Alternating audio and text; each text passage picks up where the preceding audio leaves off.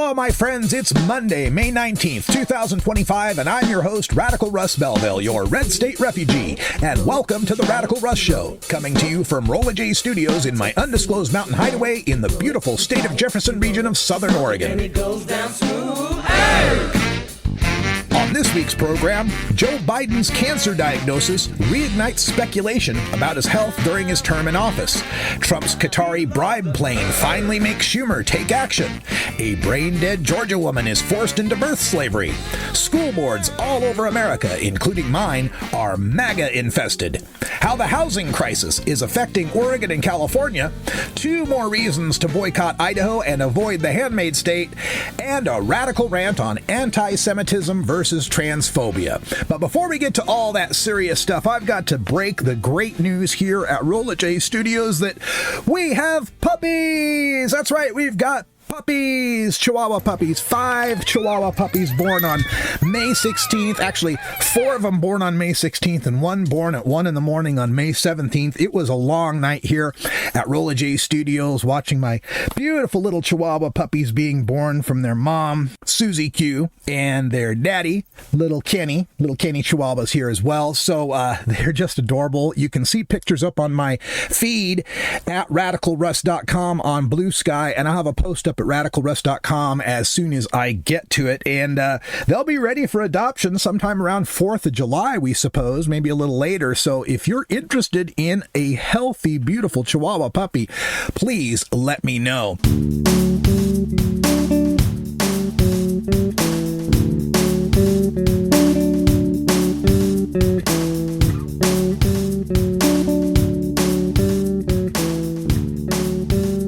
Also, I made some changes this weekend to the radicalruss.com website. Finally got a chance to sit down and fix some glitches, and it's working better than ever. I encourage you all to check it out. It also includes some of my random rants from the past. And folks, my rants go all the way back to August of 2003. Now, I haven't been able to find all of them online, but most of my rants I've been able to find both in print and online.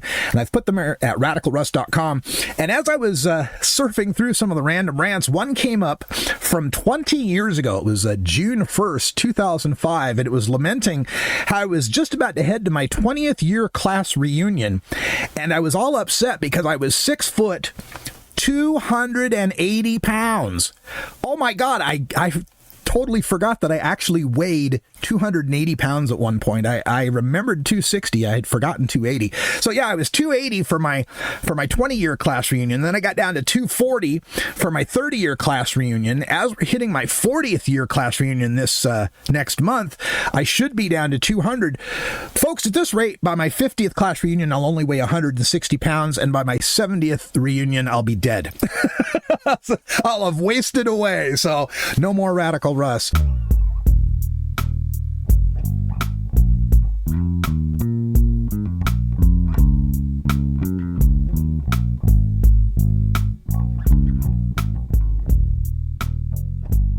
Also, other things I wanted to get to real quick. I'm out shopping as I do because I'm a hobbyist podcaster. So I do the shopping apps and the gig apps to keep food on the table. And I'm out there shopping. And I found this, the Oreo section, and something about America, man. We've got a product for everyone. There's Oreo, there's regular Oreos, right? And then you got your double stuff Oreos. They got twice as much of the white stuff, double stuff. And then they have the mega stuff Oreos. It's like triple the stuffing, although mega, it should be 1,000,000 times, right?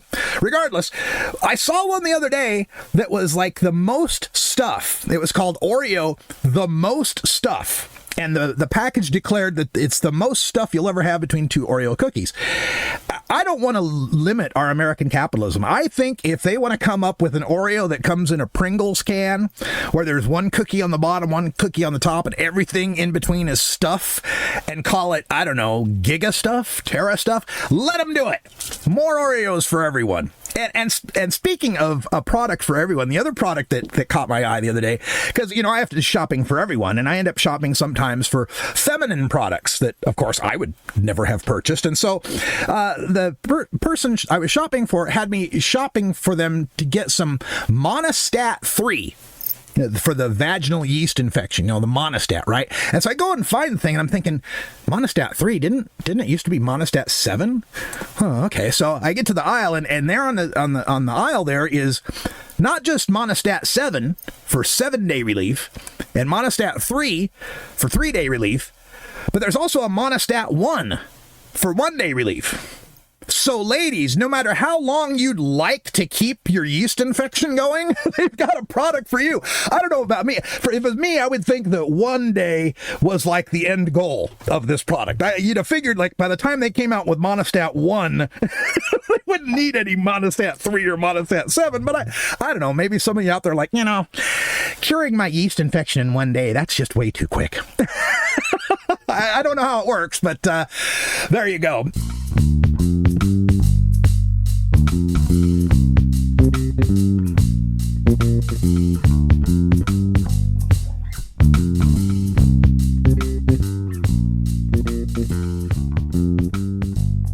And speaking of that kind of stuff, I have one other pledge for you. I go out shopping a lot, and I'm going to all these public bathrooms, in like a Starbucks or a grocery store or McDonald's or whatever. And it's bad enough that they've got, because of people misusing the restroom facilities, they've got the locks on the doors now. You got to put in some code, and you got to go, walk up to some clerk or, barista and say, "Excuse me, could I get your bathroom code?" Like you're a little kid, right? But anyway, that's bad enough, right? But then you get into the bathroom, you use the facilities, and they got those goddamn motion sensor things to turn on the sink, or to turn on to get the towels to come out, and then wave your hand in front of the dryer. So here you are, waving your hands around like you're, Dr. Strange trying to cast some goddamn spell just to get some freaking water and towels to wash your goddamn hands. Folks, you elect me president, and I swear on day one, my first executive order will be to force every bathroom in America to go back to handles on the sinks and levers on the towel dispensers. Make America wash their hands again.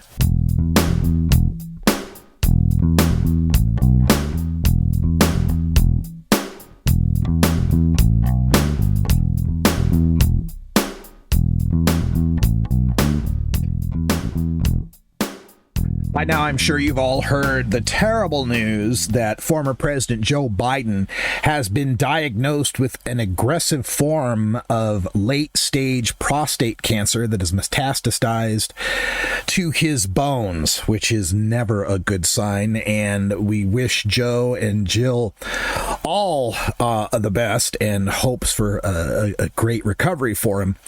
But this has opened up a lot of questions about President Biden's one term in office, and the right wing have been making a lot of noise lately, aided by Jake Tapper from CNN and his latest book about the situation, about Joe Biden being too old and senile during his first term, and supposedly a cover-up happening to keep that concealed from the American people. And this does not help the fight for Joe Biden's legacy at all.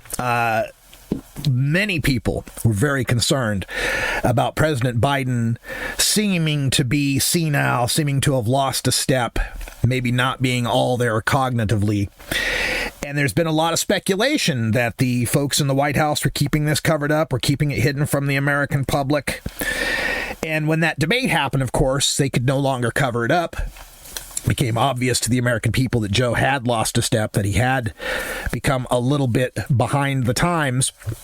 And what's frustrating about this, is that, of course, his late decision to leave the race left Kamala Harris with only 100 days or so to ramp up a campaign. She wasn't super well known among the population. And there's the question about not having a Democratic primary to properly vet all of the candidates.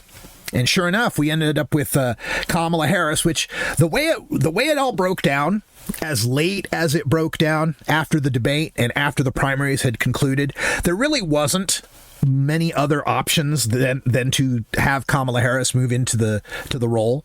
Had we stepped past the first black woman vice president and picked a white guy, let's say, to take Joe's place, we would have completely lost the base. We would have lost the black base even more so than we lost it in the election. It's unfair to expect Kamala Harris to be able to ramp up a campaign in 100 days, but even as she did so, the decision to hug a Cheney cost black votes as well. I was having a discussion online about this very subject with a black activist. I don't know if he's an activist, but a black observer of politics who pointed out that the hug a Cheney move cost votes among black men because, as Democrats go, Joe Biden was the worst Democrat when it comes to the new Jim Crow. As Dr. Michelle Alexander put it in her groundbreaking book, the war on drugs is the new Jim Crow. The war on drugs is the way that we keep black men down in this country. And so Joe Biden was the architect of the drug war. Joe Biden is the man who created the drug czar's office. Like the drug czar would not exist. The Office of National Drug Control Policy would not exist without Joe Biden authoring that bill. He was also an author of the crime bill, the Clinton crime bill that put 100,000 new cops on the streets and led to the era of mass incarceration that we're still reeling from. Joe Biden was the guy behind the bankruptcy bill who makes it so that you can't discharge your student loan debt in bankruptcy proceedings. So all those student loan debtors out there, you have Joe Biden to thank for that as well. Mandatory minimum sentencing. All the worst aspects of the drug war you can think of, Joe Biden was behind all of them. I joked many times as Joe Biden was running for president that if President Biden just reversed everything Senator Biden ever stood for, he'd be up on Mount Rushmore. He'd be the greatest president ever. So when Joe Biden drops out of the race and Kamala Harris picks Liz Cheney as someone to be palling around with, black folks remembered Dick Cheney's role in that drug war too, and lying us into the war in Iraq. So Joe Biden's cancer diagnosis coming out brings all these questions back into the fore, and people are speculating on this, that the type of cancer he's got, prostate cancer, first of all, is the most easily detectable cancer. It's the one they can detect the quickest, and when they detect it early, there's a very high survival rate for it. It's very treatable. So for this cancer to go for so long, when the President of the United States has an annual physical, and for it to have metastasized all the way to the bone, this is something that should have been known a year ago, or 2 years ago, or maybe even 3 years ago. I've not heard of rapid onset prostate cancer that could happen in less than 4 months. So how much was being covered up in the Biden White House regarding his health? This is not helping any of that speculation. And further frustrating me here is the feeling that Joe Biden, when he ran for office in 2020, remember when he ran, he was the candidate that all of the centrist Democrats coalesced around. Even some that aren't so centrist, like Elizabeth Warren, Pete Buttigieg, Kamala Harris, all of them, they all coalesced around Joe Biden because Bernie Sanders ran away with the Iowa primary. And Bernie Sanders ran away with the New Hampshire primary.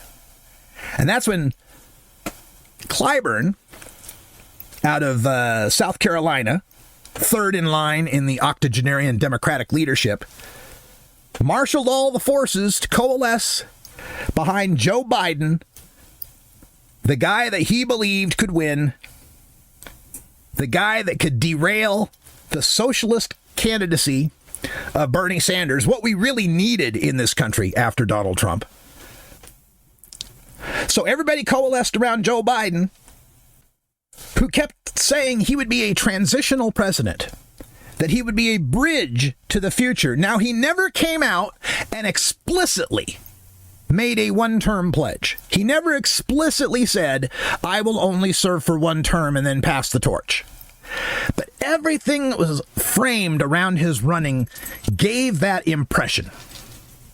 The impression that he would be a one-term president, that he would be there to be the serious, sober, sane elected official to clean up after the nightmare of Donald Trump and the January 6th insurrection, that we'd lock them up, and that he would be grooming a successor, perhaps Kamala Harris as VP, to turn the reins over to the younger generation, to install a new generation of leadership. And folks, when Biden was running in 2020, I really believe a lot of people had that in mind. In fact, I'm going to go back to March of 2021, an article that was in The Hill that said, quote, Joe Biden campaigned on being a transition president during a pivotal time in the nation's history, saying he'd take the reins away from former President Trump and return the country to normal. But now, more than ever, those around him say he'll make another bid for the presidency. Quote, I don't think there's any reason to say that he won't, end quote, said one longtime advisor to the president. Another Biden ally added that Biden hasn't told associates that he wouldn't be running again. Quote, so we all assume that he is, the ally said, contrary to the sentiment that he'll be a one-term president because of his own volition, end quote. So as soon as March of 2021, 1 year into his term, he was already talking about running for another term. But people who voted for them had the feeling he was going to be a one-term president. He was already beleaguered by questions about his age then when he was running. He's too old to run then. And let me get you this other piece of text. Pick this one out of thebulwark.com, written by Steve Shale, who writes, quote, I believe he should have taken a one-term pledge. I felt this way in 2016 and again in 2020. I believe had he offered a one-term pledge in 2020, he would have won by a larger margin that year. We often gloss over how much his age was a real issue in 2020. It just wasn't as big of an issue as Trump. I also believe Biden should have announced in the middle of his term that he wasn't going to run again, and I often wonder what would have happened had the 2022 elections turned out differently. If he had, and done this in a way that talked about the realities of aging in the modern presidency, I don't think we'd be having the conversation about his frailties that is happening today. Rather, I believe the majority of Americans would have understood and even praised him for his honesty. Yes, absolutely. But there was something about it. You know, Joe Biden had been running for president since the 80s. I think he ran 2 or 3 times before and never made it. So he finally gets to the presidency, and that old white man ego just kicked in. He's passing the CHIPS bill. He's passing the bipartisan infrastructure law. He's failing to put his name all over that so people will understand that Democrats are the ones who are helping them.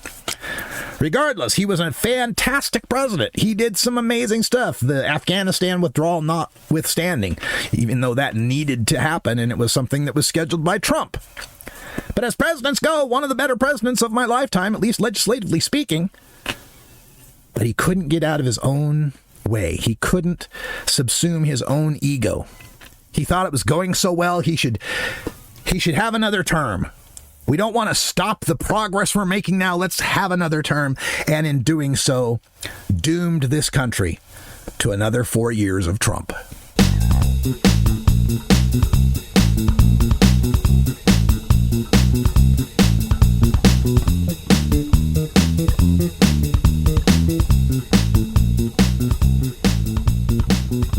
Now let's take some time to catch up on what's happening with the Trump maladministration. Of course, this last weekend, Trump made his first visits overseas, not to any of our steadfast allies or formerly steadfast allies in Europe or Canada or Australia or anything like that. No, he flew off to the petrostates, Saudi Arabia, UAE, and Qatar. Got to get the money. Got to rake in the bling for Donald Trump and the these oil states currying favor with him, and they've all understood now that this is not the regular American presidency where you have to pretend to be making moves to address human rights abuses or anything serious like that. No, Donald Trump is one of them. Donald Trump operates in the same sphere they do. It's all about the Benjamins, baby. Who can you bribe? Who's got the money? So all of these Gulf states lining up to feat Donald Trump, to offer him all sorts of bribes, and none stands out any greater than the Qatari $400 million plane, the Flying Palace, which, by the way, folks, this is a used plane. This is a used plane that Qatar's been trying to unload for a greater part of a decade now. Nobody else has been wanting to buy it. So they're just going to give it away to the president here as a bribe and be able to take that loss and actually gain something from it. And of course, a plane like that, getting from the Qataris, you never know what's going to be on it as far as, listening devices, or hell, they could have a red button to blow the damn thing up for all we know. It, of course, will have to be hardened, armored, secured, encrypted in all sorts of ways. It's going to take even more millions of dollars to retrofit this damn plane when a new Air Force One is already on its way in 2 years. So there's already a scheduled replacement for the 40-year-old Air Force One plane. But that's not quick enough for Trump. He's got to get his $400 million Flying Palace, which, of course, he says isn't a bribe. He says it's not a bribe. It's a gift. Well, they could give us a gift. I'd be stupid to refuse a gift. Well, of course, it's a blatant violation of the Emoluments Clause, which forbids the president from receiving any gifts from a foreign head of state unless approved by the United States Congress. The righties, of course, are out there. Carolyn Levitt out there trying to make excuses for it. It's not a gift to the president. It's just a gift. It's a gift to the U.S. Air Force to be used as Air Force One, which only Donald Trump can fly on. And then after he's not president, no other president can fly on it because it's going to be given to the Donald Trump Presidential Library, but it's not a gift to Donald Trump. It's just a gift to the Air Force and then a library that only Donald Trump can access. But it's not a gift for Donald Trump. It doesn't matter. This is obviously a violation of the Emoluments Clause. And the smartasses over on Fox and online keep trying to come back with, well, what about the gift of the Statue of Liberty? France gave us the Statue of Liberty. That was a gift. Yeah, did Grover Cleveland fly around in the Statue of Liberty? Was Grover Cleveland the only person ever allowed to go inside the Statue of Liberty? After Grover Cleveland left office, did they move the Statue of Liberty off of Ellis Island and put it in the Grover Cleveland Presidential Library? I don't think so. So you can miss me with the Statue of Liberty bullshit. And Congress approved that gift. It would have been a violation of emoluments had Congress not approved the gift. So go ahead, put this $400 Qatari bribe plane in front of Congress. Let's have a vote on it. Let's see which people want to put their name on the line saying, yes, I approve of the $400 bribe plane to the United States president from the Arab Gulf states. And one other reaction to this. So Chuck Schumer, the minority leader of the Senate, the leader of the Democrats in the Senate, couldn't be bothered to continue a filibuster against the continuing resolution that empowered Doge, gave them a blank check to go about their merry ways. Couldn't be bothered. Got the disappearances of Abrego Garcia and Andre Hernandez and Ramesa Ozturk. We've got ICE just kidnapping people off the streets with no due process. And those of us who are pissed about this have been screaming for the Senate, for the House, for the Democrats to do something. And we understand there's not a lot they can do. They're in the minority. But there are two things they can do in the Senate. They can have a filibuster, which, again, Chuck gave up on, and they can put holds on nominations. You can grind the Senate business to a halt. One senator can put a hold on any nomination. and it's stuck. We could also be denying unanimous consent to move forward with anything. Up until now, Chuck hasn't moved on any of those things. Chuck hasn't done the holds thing. Chuck hasn't done the denial of unanimous consent thing, because apparently nothing that Trump has done so far has generated enough alarm bells for Chuck Schumer to get off his ass and start mucking up and grinding to a halt the gears of the Senate like Mitch McConnell would have done in his same circumstances. Until the Qatari bribe plane. It seems the folks at AIPAC, the American Israel Public Affairs Committee, the lobbying group for Israel, is not too happy about their enemies in Qatar bribing their ally in Donald Trump. So, one phone call from AIPAC, from the Israeli PAC, and what do you know? Chuck Schumer suddenly now wants to put holds on all judicial nominees.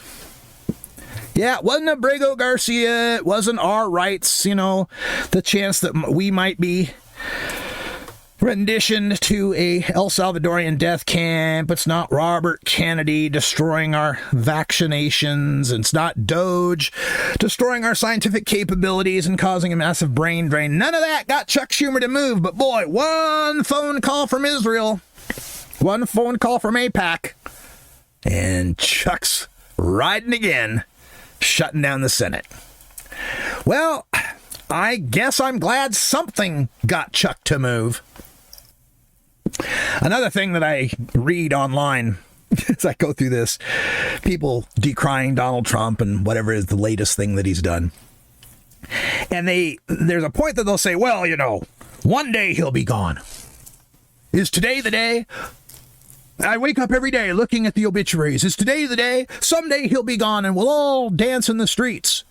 Because no matter what, Donald Trump cannot defeat the actuarial tables. Donald Trump cannot defeat the Grim Reaper. And folks, every time I hear something like that, I just remind myself that fat, old, war criminal bastard Henry Kissinger lived to be 100 years old.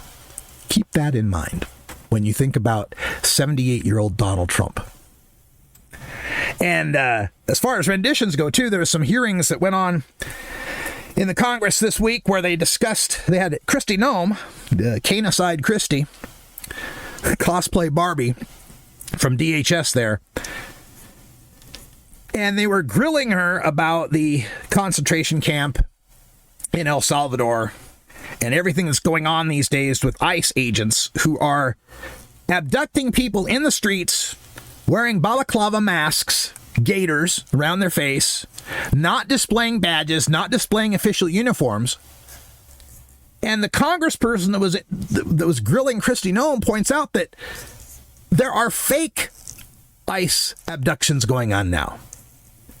There are dudes who are going on Etsy, getting themselves a $20 jacket that says ICE on it, and using that to go around and harass Hispanic people and harass Muslim people.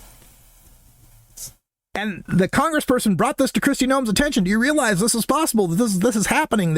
Since you don't have any protocols, since you're doing this with masks and without identification, that people are faking being ICE to be able to terrorize immigrant communities. And that's when Kristi Noem said, well, of course, we know exactly what we're doing. Okay, no, I made that last part up. She did not say that, but she's thinking it. Oh, and the other thing that happened, we got a pick, I forgot her name, for the Surgeon General of the United States, who is not a doctor, has no medical expertise whatsoever. A Surgeon General who is not a doctor. Makes a ton of sense, doesn't it? Anyway, they're making a lot of fun of her because she's a wellness influencer, one of those crystal woo-woo people. But I got to call them out on one thing that they've been making fun of her about, and that is her advocacy for psilocybin mushrooms. She discusses how psilocybin mushrooms helped her through depression, helped her find a new mate, that they were a great psychological help to her. And of course, the Beltway punditry, she's into mushrooms, magic mushrooms.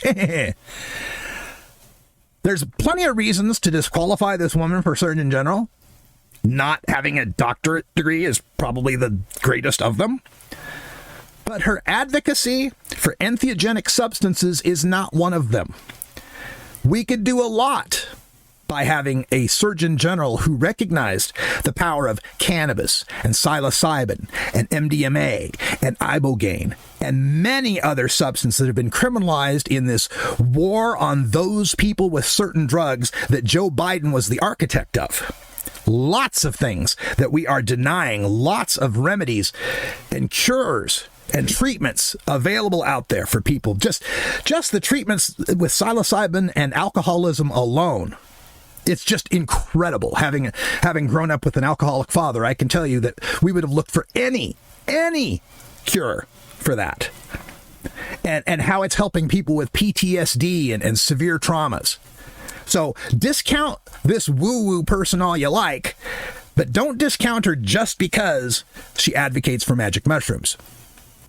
And one final thing on the federal level to get to. There's word out now, there's a bill that's out now in the House that would make all pornography, a federal crime in the United States. And I'm just here to say, I told you so. Folks, this was in Project 2025. They discussed Project 2025 in Project 2025 porn being like drugs, porn being like a substance. Let me give you some quotes here. This is from my what was then Threads account. I'm not on Threads anymore.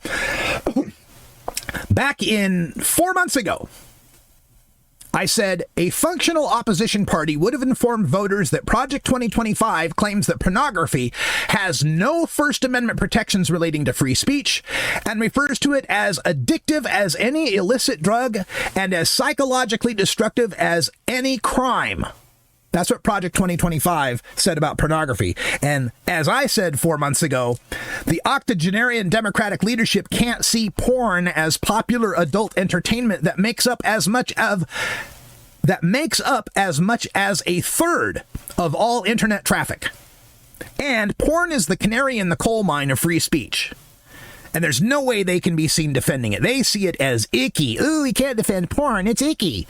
You know, like trans kids or drug users or adults in poverty. Other things Democrats won't talk about. But folks, porn is the canary in the coal mine. As Larry Flint, the publisher of Hustler, put it in his landmark First Amendment Supreme Court case, you defend porn because, quote, if the First Amendment will protect a scumbag like me, it will protect all of you, end quote. Now, some of you out there might not be fans of porn. You might think porn is bad, it's bad for women, it's abusive, whatever, and we can have that discussion. However, I warn you that part of the reason for banning porn has to do with a bigger step toward criminalizing obscenity and criminalizing sodomy and fornication. Criminalizing porn is the first step toward recriminalizing what they call deviant sexuality, aka anything other than man-woman missionary style. So, you defend porn, even if you don't like it, because defending porn is what defends sexual minorities, sex workers, and other oppressed people.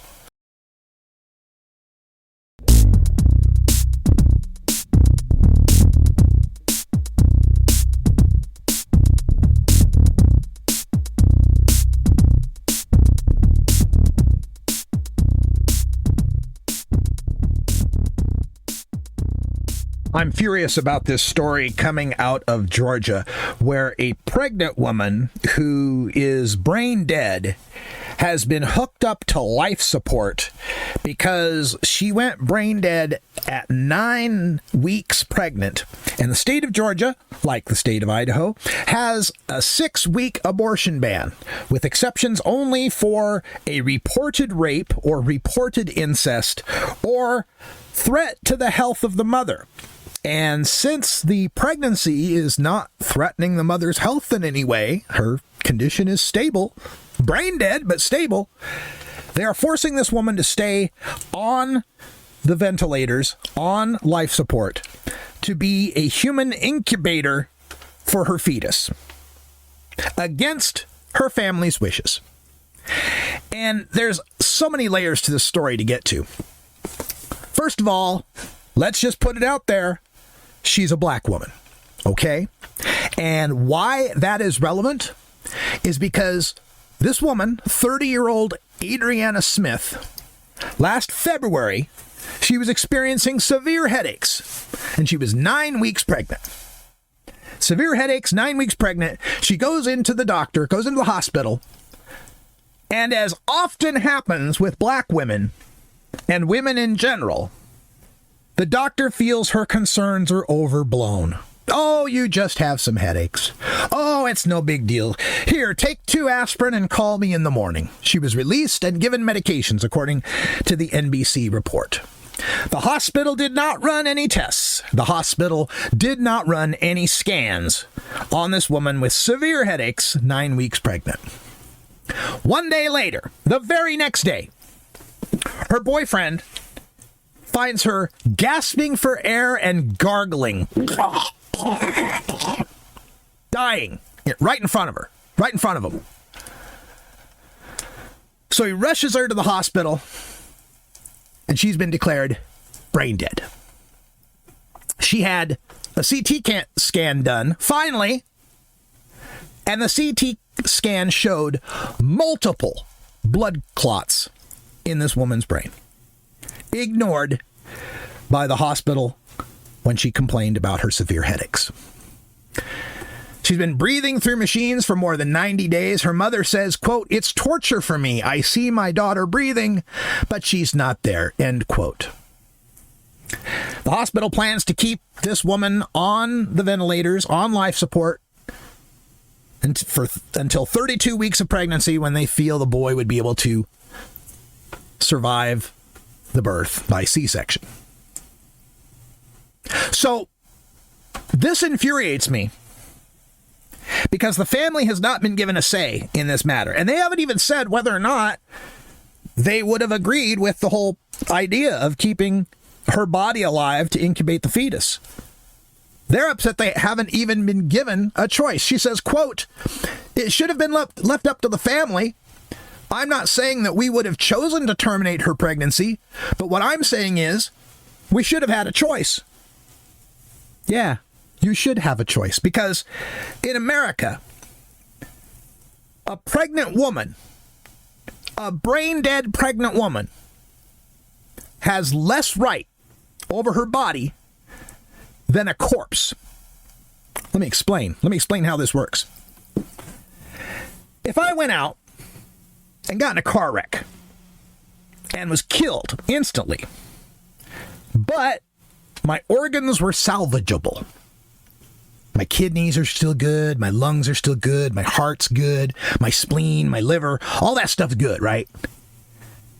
If I haven't signed the organ donor card, you cannot take my liver. You cannot take my lungs, my heart, my spleen, any of that other stuff.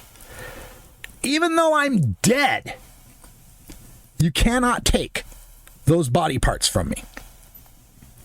Even if there is someone at the hospital whose life would be saved imminently from my heart or lungs or spleen or liver or whatever, or eyes or whatever, even if there is someone right there, 5 people, one could get my heart, one could get a lung, one could get a kidney, one could get if there's 5 people whose lives could be saved from my organs, and I'm already dead, if I haven't signed that paper, you can't take my organs.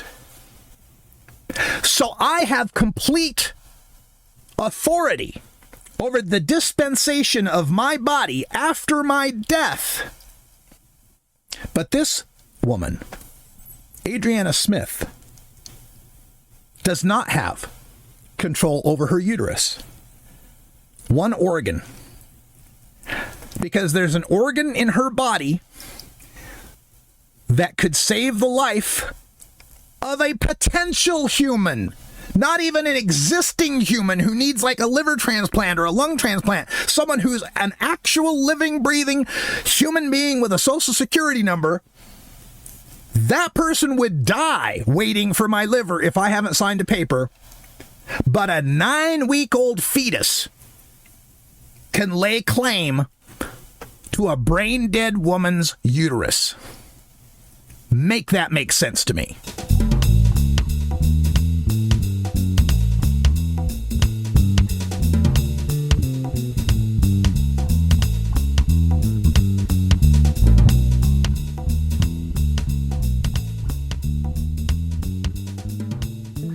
One of the ways the right really excels in politics, more so than every other reason they excel compared to Democrats, is in their attention to detail, especially when it comes to local races. And today I want to talk about local school board races.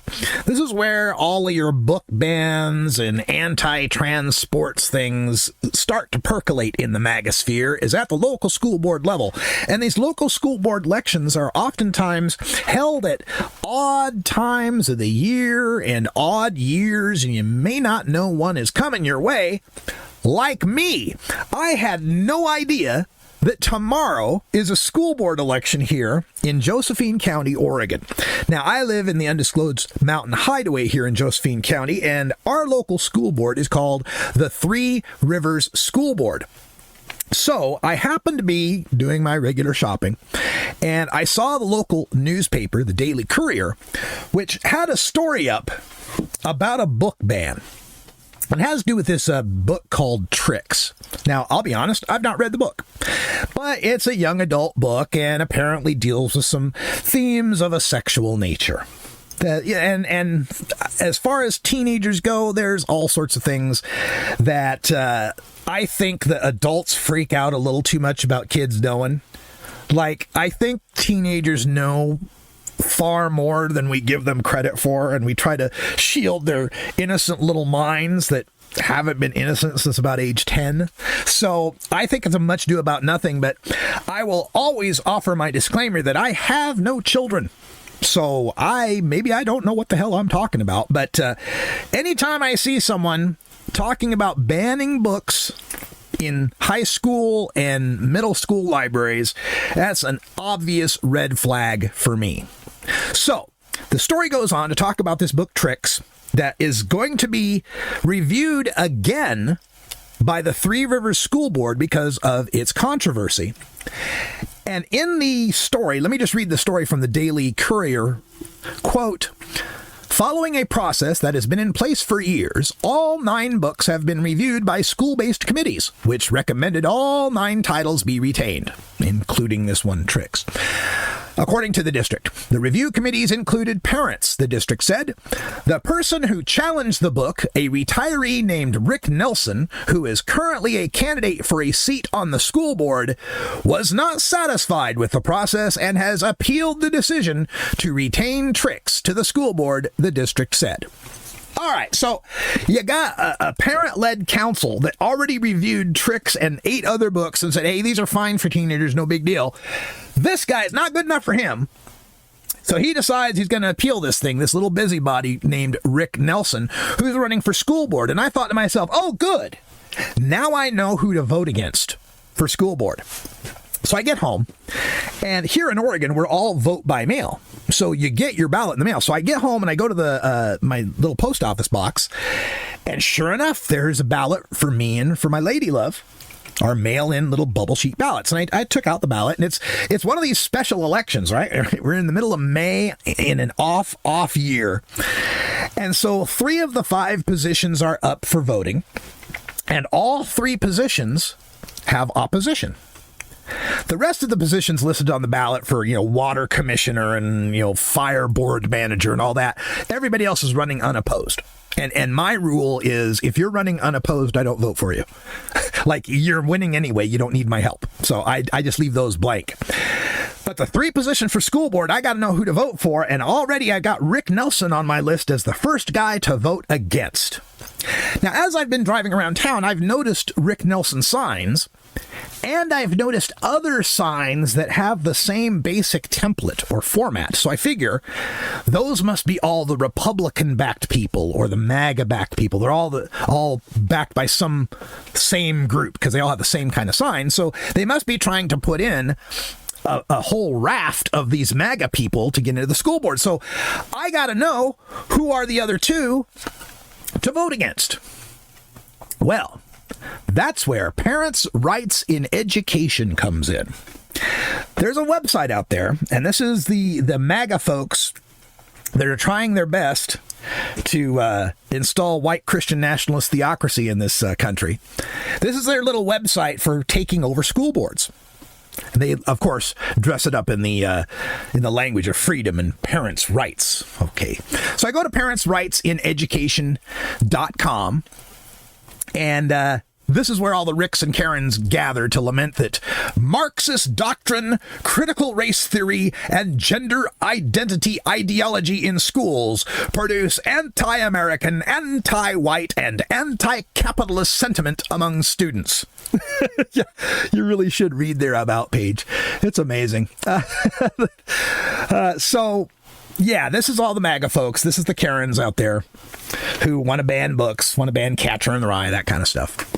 So I looked up on parentsrightsineducation.com for the Oregon candidates, and sure enough, the other two school board candidates named Mariah Rossi and Nigel Von Hruska are both on that site. Mariah got a 100 out of 100, and Rick Nelson got 100 out of 100, and this Nigel fella got a 96 out of 100. So there you go. Those are my three people to vote against. So my vote and Lady Love's vote for Cameron Camp, Bill Urkel, and Karen Godfrey are in the mail today. There's 2 more votes for each of the anti-MAGA candidates on the school board. I encourage you all to take a look at your school board elections and go to parentsrightsineducation.com to learn who to vote against.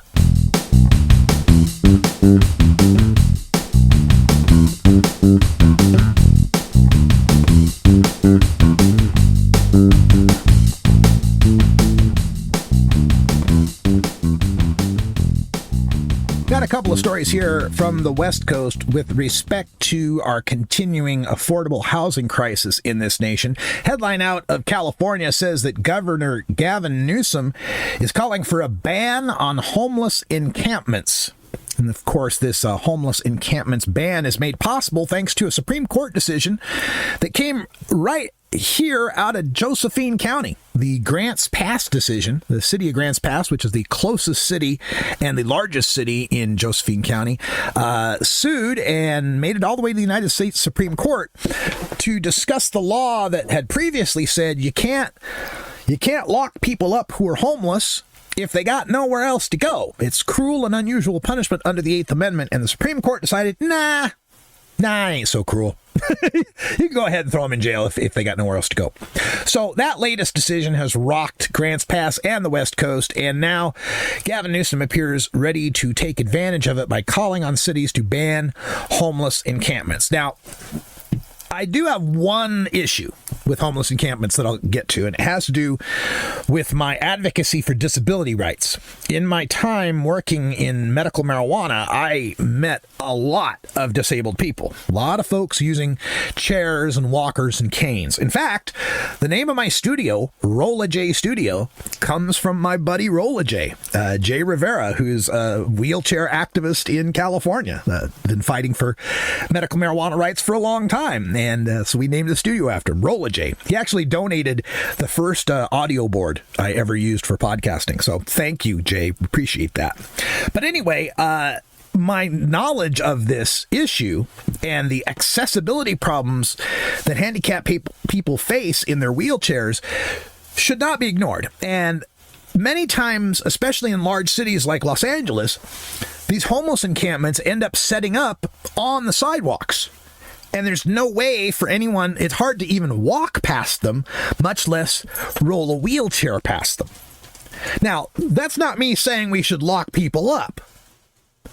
What I am saying is we got to come up with a solution to this, and the solution cannot be people sleeping in the streets, people sleeping in tents in our parks. That can't be the solution. People deserve to be able to use their parks and use their sidewalks as well. But the solution is also not locking people up who have no money, who have nowhere else to go, who have been deemed irrelevant and useless to capitalism. Anytime we get into these discussions of homelessness, my solution is pretty radical. My solution to homelessness is give them homes. Yeah, it's not more complicated than that. Give them homes. No strings attached. No rules attached. None of you have to be sober. You can't have any dogs. None of that shit. Just give them a home. Give them a place to live. Every place that has tried this as a pilot project has found success and has found that the cost of getting someone a one-bedroom apartment is cheaper than all the social services costs of the homeless camp sweeps and the cleanups and the emergency room costs and the policing costs and the cleanup costs. It's just cheaper to put them in a home. This should be a right of every American to be guaranteed a safe, clean, warm place to sleep. Now, I don't know exactly how we go about doing that. I often think about Japan and how they have those little closet-sized bins that people sleep in, little nap bins that you can rent by the night. I don't know what the solution is. Building more housing projects? I know there's been problems with housing projects in the past, but the solution can't be people sleeping in the street, and it can't be locking them up. We've got to come up with something better. Now, another aspect of this homelessness crisis affects the state of Oregon and California to an extent in another way, and that is through bottle redemptions. Now, I don't know how it works in California, but here in the state of Oregon, the first state to pass what was called the bottle bill, and it has had amazing success. The bottle bill goes like this. Basically, when you go to the store and you buy a 6-pack of pop, you pay 10 cents deposit on every can in that 6-pack. So a 6-pack ends up costing you 60 cents more, right? 10 cents a can. Then you can collect the cans and you can take them to a redemption center. Now, there's two ways the redemption centers work. One way is you take the cans and feed them one at a time into a machine that rolls the can and reads its barcode to make sure that it is a can for which a deposit has been paid. Right. So, like, you can't go to Idaho where there's no deposits and pick up a whole bunch of cans in Idaho and bring them to Oregon and make money off them. Right. Because those barcodes will come up as being purchased, in different states and so on. So they read the barcodes, which means when you're collecting your cans, you can't crush them. All your cans have to be in, their regular state. So people end up with these bags just chock full of empty cans. And of course the cans stink from stale beer and stale soda, and the machines get all stinky and sticky, and the rooms that they're in the floors are stinky and sticky, and it's just awful. That's one way of doing it. And the other way is you can have a subscription. You get like a card, and you can buy these green plastic bags, like garbage bags, and then you buy these set of little barcode stickers that go to your account. So you can collect all the cans in the green bag, then take the green bag with the sticker on it into the center, and they process it for you and just put the money on your account. That's the way a lot of people in the suburbs and stuff do it. Well, this bottle redemption system acts as a de facto income source for people who are unhoused. Now, the positive side of this is you are hard-pressed to ever find cans and bottles amongst litter. In fact, you'll see people on the streets rummaging through the garbage cans trying to find those cans. And some of the smarter locations have made these new garbage cans that's a regular garbage can, but then the container that it's housed in has these little trays on the side for holding cans and bottles. So instead of throwing your can or bottle in the trash, you just put it on this little thing on the side, and then the next person that wants to collect it can just pick it up rather than having to go through the garbage, which that's a smart move. I like that. So yeah, it's great as far as recycling goes. In fact, it's something like north of 80 or 85% of all beverage containers in the state of Oregon end up being recycled. So from an environmental standpoint, it's had a very positive effect.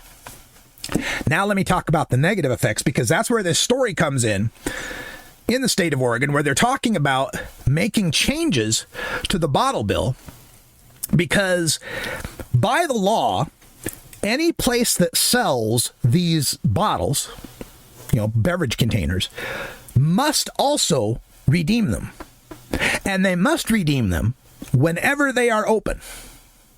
So, if you're talking about a grocery store like a Safeway or an Albertsons or something like that, Walmart, whatever, they're open till 10 or whatever, and they're large and they got a lot of employees and they got a special section for doing the bottle returns and all that, not that big of a hassle. But if you're 7-Eleven and you're open 24 hours a day and you got one clerk working the store and you got these unhoused people coming in at 1 or 2 in the morning amongst the drunk crowds, demanding to have their bottles and cans recycled while they're still dealing with all the crowds, well, it can be a real pain, a real hassle. And those redemption centers that I talked about, whenever one of those springs up somewhere, it ends up being a magnet for all of the street people to hang out, collect, trade, sell legal and illegal things. So neighbors start to raise a stink about this. So there's a story on ABC News talking about some changes that are coming forth in the legislature to maybe set hours for redemption outside of the regular store hours, and maybe come up with some other limitations on how the bottle bill will work. But I want to talk about one of the unintended consequences of the bottle bill, and that is the waste, fraud, and abuse that it creates. So, I lived in Portland for 15 years. One day in Portland, I'm driving around, and I see this guy on the corner, and he was near the Safeway store, and he's outside on the corner on the sidewalk. He's got a Safeway, one of those metal Safeway shopping carts, and in the cart are 3 cases, 40 packs, right? 3 40 packs of bottled water. And what this guy has done is he's taken the plastic off the top of the bottle, of the whole 40 pack, right? And then unscrewed the cap on all 40 bottles and just tossed the caps on the ground, just littered. And then takes the whole 40 pack and turns it over upside down in the shopping cart, so all the water is draining out onto the sidewalk there. And he does that again with 2 more of these containers. So he has emptied out 120 bottles of water, littering 120 little plastic caps all over the street and making that entire sidewalk wet. And why? Because as it was explained to me, this guy can take his SNAP benefits, his food stamp benefits, and go in and buy a $5 case of 40 pack of water for $5. Now the 40 pack also costs an extra $4 in deposit, and in Oregon, SNAP pays for those deposit fees. So for $9, $5 for the water and $4 for the deposit, $9 he gets himself one 40 pack. Do that 2 more times, he spent $27 in food stamps on 3 packs of water. Then once he drains all the water out, now he has 120 empty bottles that he can take to the recycling center to get $12 cash so he can afford a pack of cigarettes that SNAP won't buy. So there is an example of how the well-meaning bottle bill creates the unintended consequence of wasting fraudulently using and abusing $27 worth of food stamp benefits to waste 120 bottles of water and 120 bottles of plastic that didn't need to be manufactured. So this guy can afford $12 to get a pack of smokes. And yes, folks, in Oregon, a pack of smoke costs up to $12. We have a huge tax on cigarettes. So again, unintended consequences of trying to do some feel-good liberalism. My solution, radical as it is, in addition to giving them houses, give them some universal basic income. Don't make this person have to try to convert $27 of food stamps into a $12 pack of smokes. Just give the guy some money for smokes. But then again, I'm a radical.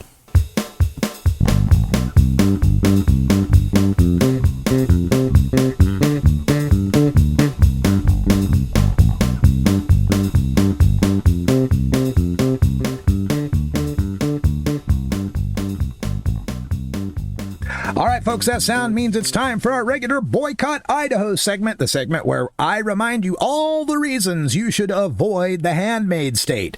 Now with 68 listed reasons to avoid Idaho. You can check them out at radicalruss.com/Idaho. And help me boycott Idaho by avoiding the potato. No red state is more singularly associated with one product than Idaho and the potato. So cut back on your potato consumption. Swap out them fries for a salad. It'll do your body some good, and it'll show these repressive red states that we in the blue states and throughout the nation will no longer economically support the states that regularly abuse the rights of fellow American citizens. Boycott Idaho, avoid the Handmaid state. Now, I've got two reasons for you today, number 67 and number 68 in the news. First of all, the Trump maladministration in January issued an executive order that suspended the U.S. refugee admissions program. No longer would America pay heed to the words inscribed on the Statue of Liberty, "Bring me your tired, your poor, your huddled masses, yearning to be free." No longer would America be a refuge to someone who is, quote, "located outside of the United States, is of special humanitarian concern to the United States, demonstrates that they were persecuted or fear persecution due to race, religion, nationality, political opinion, or membership in a particular social group, is not firmly resettled in another country, and is admissible to the United States." No longer are we going to care for all those poor, oppressed people throughout the world. Unless they're white. Yeah, if they're white, we're going to roll out the red carpet and fast-track their admission to the United States. That's what happened on Monday when 9 South Africans resettled in Idaho, brought through an expedited program to repatriate Afrikaners, the descendants of the same racial apartheid system in which Elon Musk was raised and Donald Trump seeks to recreate. Because what better place for white people claiming reverse racial prosecution than a state with a history of harboring neo-Nazis and a state where there's only one black person per 100 people, mostly located in only 4 metro areas statewide. Idaho, the perfect place for Afrikaner, quote, refugees. Yeah, they're trying to play this game that somehow the South African government is stealing the farmland from the white South Afrikaners, etc., etc. Oh, woe is me. No other country in the world believes this, but Donald Trump, with, I'm sure, Elon Musk in his ear, has bought it hook, line, and sinker. So welcome to Idaho, the Handmaid state. And speaking of coming to Idaho, I sure hope when those South Afrikaners came to the state that they got their kids vaccinated. Because the other reason to boycott the Handmaid state this week is the learning that 3 in 10 kindergartners are not vaccinated in the state of Idaho. 30%. Lacking full vaccination. Now, Idaho's always been near the bottom of the list for childhood vaccination rates. In fact, that generated national news coverage a couple years ago. But thanks to the Health Freedom to Infect Others law that was just passed, which, by the way, was reason number 49 to boycott Idaho, and the state's refusal to vaccinate immigrants, that was reason number 55. The Handmaid state has fallen to the bottom of the nation when it comes to the rate of kindergarten children getting all their recommended vaccinations for school. That would be measles, mumps, and rubella, the MMR vaccine, diphtheria, tetanus and pertussis, the DTaP vaccine, polio, and chickenpox. That's right, at the bottom for all of those childhood vaccines. And according to this report, 70% of kindergartners in Idaho have not received all 4 vaccinations. That was a number that was 76% last year and was 81% 2 years ago when it made national news. It was so shocking when they were at 81%. Now they're down to 70%. And experts in the field, I mean, at least before Robert Fuckwit Kennedy was in charge of them, experts recommend a vaccination rate of 95% to achieve the so-called herd immunity that protects the children who, for whatever reason, can't be vaccinated. Idaho allows parents to seek vaccine exemptions for their children for health reasons, for religious beliefs, or just because the parents think vaccines are icky. So, because of this, about 14% of Idaho kids, about half of the unvaccinated kids, have these vaccination exemptions for all vaccines. And if you don't have a vaccination record in the state of Idaho, you can still go to school.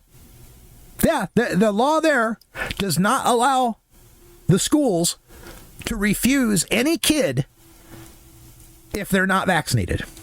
So, move to Idaho, Afrikaners, and send your kids to public school, and 3 out of 10 of those kids aren't going to have all their vaccines. According to Sean Teagues, who is the superintendent of the Moscow, Idaho School District, and if I'm not mistaken, I think I went to high school with him. I could be a different Sean Teagues. We do have official vaccine exemption forms, but Idaho law requires that an exemption, it could be written on the back of a receipt or a half-torn piece of paper or something. Yep, that's all you need. A little doctor's note, and you can send your kid to school ready to infect all the rest of the kids. There you have it. Reason number 68 to boycott Idaho. Avoid the Handmaid state.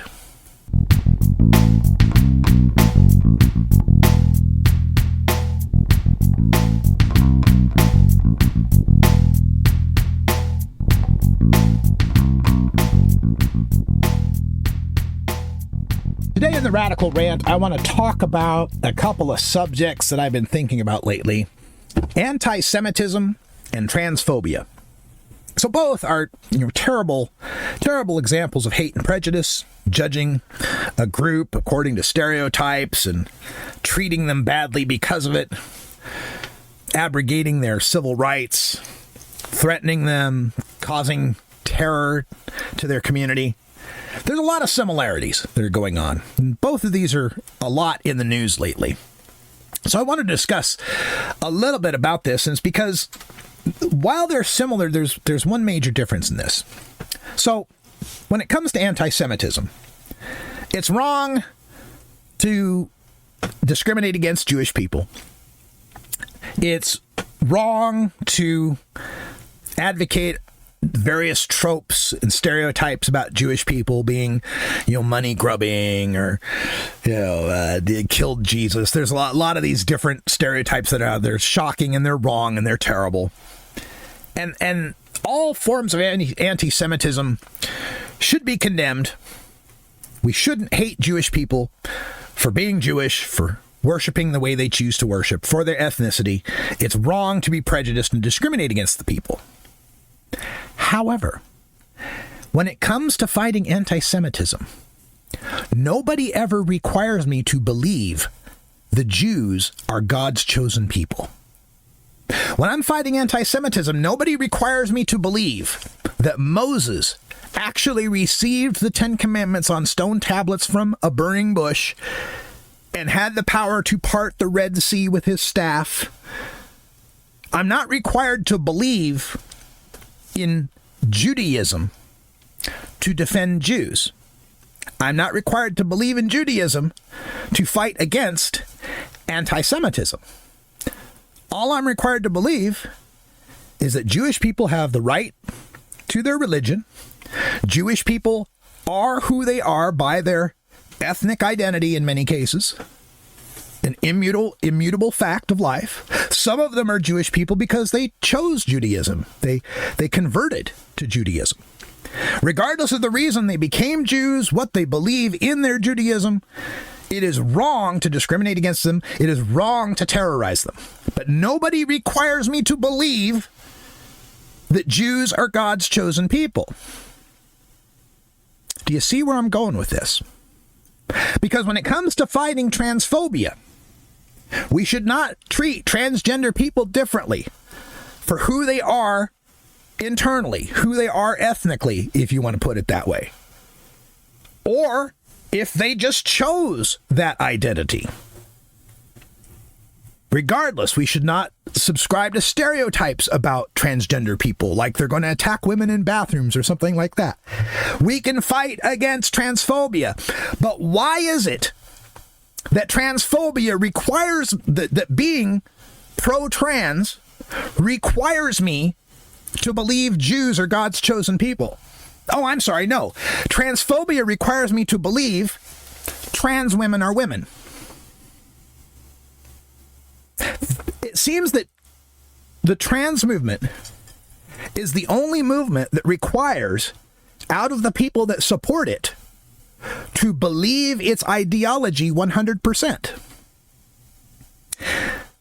If you come out there, as I have many times, and say you are absolutely for transgender rights, transgender people should have all the rights everyone else has, they should be able to use the bathrooms they want to use, they should be housed in the prisons that match their gender identity, they should be able to compete in the sports that match their gender identity, but their gender identity is not their sex. Their sex is male or female and has been since they were born and is genetically set and is immutable. You go and say that and people call you transphobic.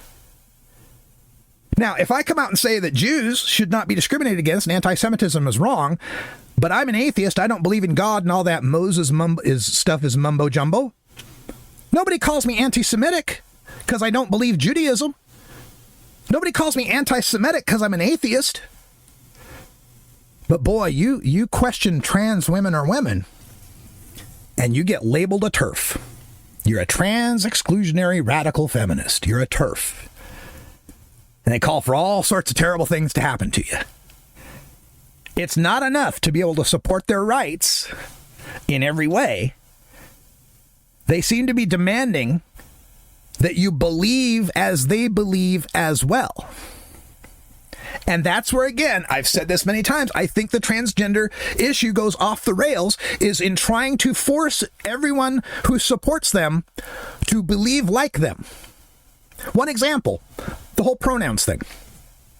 So everybody makes jokes about this pronouns thing, and the people who are against it, make the I identify as a Prius joke, the one joke they have. But here's where the pronouns thing went off the rails. If you're a transgender person, I can understand why you would want to put out your pronouns. Maybe you're not passing so well, and people are mistaking you. If you're a trans woman, maybe they are mistaking you for a man too often, calling you sir or he, and it really bothers you. And so in your email signature or other places, you put your pronouns, she/her, or they, them, if you're non-binary. And that's great for you. And I think everybody's cool with that. Okay. Well, thank you, Sarah, for telling me that your pronouns are she, her. Thank you. Where it went off the rails is when HR departments started telling everyone else they have to put their pronouns in their bio. Now, people on the trans side don't see the big deal here. Well, what's the big deal? It's just polite. This way, the trans person doesn't have to be the only person saying they are she, her, or they, them, or he, him, and thereby outing themselves and exposing themselves compared to everyone else as being a trans person. Well, why not? If there's nothing wrong with being a trans person, what big deal would it be if you were the only person putting she, her in your email signature? Because what it does to cisgender people is to some of them, I won't say all of us feel this way. I don't even feel this way, but I know some people do. For most cisgender people, their gender presentation matches their sex. Obviously, that's what cisgender means, right? So for them, for there to be even a question that their gender wouldn't match their sex is an indictment of their ability to pass or to present as male or female. You get my drift here? Like, here's Tommy, Mr. Buff Super Stud, works out every day, big muscles, got tattoos, rides a Harley. And then you're coming in saying, hey, Tommy, we need you to tell people whether you're a he or a her. Whether you're a he or a she. Well, from Tommy's point of view, it's like, well, what the fuck do I look like? What the fuck do you think I am? In Tommy's mind, you've just questioned his presentation of his sexuality. You've just misgendered him in his mind by asking him, by even presenting the case that there might be a doubt that he's presenting as male. That's where it went off the rails. Forcing people to present their pronouns is a form of misgendering them. Now, allowing it for it to happen, asking if people want to put their pronouns there, giving them a place to put their pronouns, sure, great. But you start mandating it, and it makes people feel like they're not presenting their gender well. I hope people can understand this and take this in the spirit with which it's meant. I always offer the disclaimer, I am 100% pro-trans rights. Absolutely. Every job, locker room, bathroom, military, sports, I'm all for it. You take a seed, you plant it, you grow But I don't have to completely 100% believe the ideology to support the people. and it goes down smooth. Hey!